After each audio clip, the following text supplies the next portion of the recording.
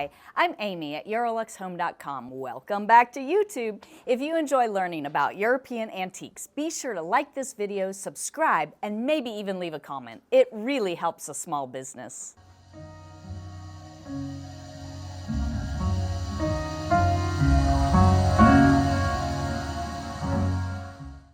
So, I recently made a video all about how to disassemble an antique armoire or bookcase.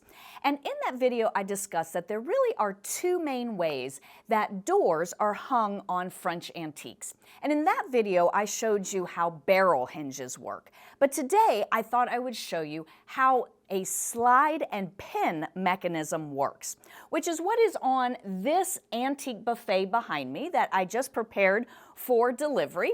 And so you'll see this is one door that will hang on one side, and then I have my other door right here. So first of all, I want to show you that at the top of the door is the pin. So you can see that. There's a pin. And then in the bottom of the door, there's a channel. And this is the slide. So there is going to be a hole that's right here, and I'm going to put the slide into the hole, and then the door itself will slide onto this hinge. And you see there's a little bit of play, because that allows the door to kind of wiggle itself back into position. Now, if you have a door and you're trying to get it hung and you're having a problem with that moving, you can figure out exactly where it goes and then put a screw hole in, a screw right there in the channel, but you have to do that after you hang the door. So sometimes that can be a little tricky and you have to lay down underneath the door to do that. Okay, so now I have my slide in place right there. And then the next step is I'm going to take my door and I will have the pin at the top and line the door up at a 90-degree angle. That's going to make it the easiest for you. And then you might want to have somebody stand behind you with the flashlight from their cell phone and come over your shoulder so that you can see the little hole that's right here at the top. It's a little hard to see when you're inside the cabinet, so sometimes having a little extra light behind you really helps.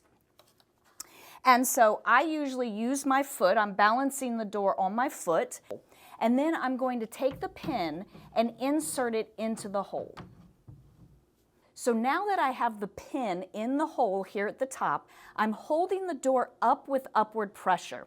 And my slide is coming out at 90 degrees, and I'm just going to gently, while I'm using upward pressure, gently tip the door down so that I slide that channel onto the slide.